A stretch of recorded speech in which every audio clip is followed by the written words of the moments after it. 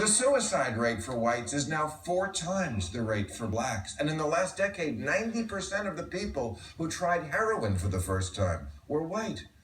It's hard out there for a wimp. And that's why tonight I'd like to remind white people of something very important they may have forgotten. You're white. Cheer the fuck up.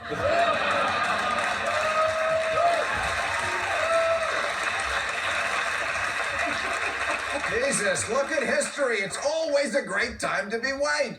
Think of all the advantages. Sorry, bro. Think of all the advantages you have. Cops don't shoot you for having your hands in your pockets. When people follow you around a store, it's because they want to help you find something.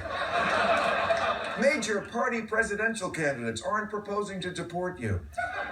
You can walk through an entire wedding reception without anyone trying to order a drink from you. And how about this perk? If you're white, you're much more likely to be not in prison. Blacks and whites use marijuana at virtually the same rate, not counting Miley Cyrus, but blacks are charged with possession almost 4 times as often. And crack cocaine will send you to jail for much longer than powder cocaine, the preferred brand of white people. In fact, if the cops see a Caucasian man walking down the street with white powder under his nose, all they say is, "Man, that must have been a great donut." Hell, you can be a cokehead and an aimless drunk until you're 40 and still wind up president of the United States. Which reminds me of another great thing about being white. You could be a complete fuck-up and people still hire you. Studies show white applicants with a criminal record are as likely to get hired as black applicants without one. Prison time served by blacks, deal breaker. Prison time served by whites, interesting water cooler conversation.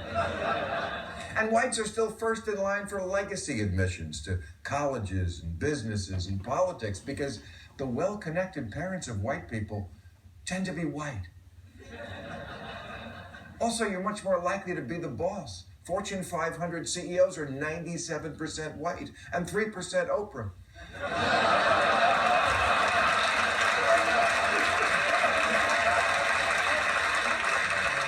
The median net worth of a single white woman, $42,000. Of a single black woman, $5. Because she spent it all on a weed. Fuck you, you politically correct assholes. One joke about the blacks, Victor. There you go. The old joke. Yeah, exactly. In short, when you're white, you don't need to be that good. There was a popular band in the 70s called the Average White Band. They admitted they were average, but it didn't matter because they were white. All right, I want to thank my guests, Tilligan Radigan, Michael Steele, Jay Leno, Paul Reiser, and Usman Omani. Join us now for Overtime on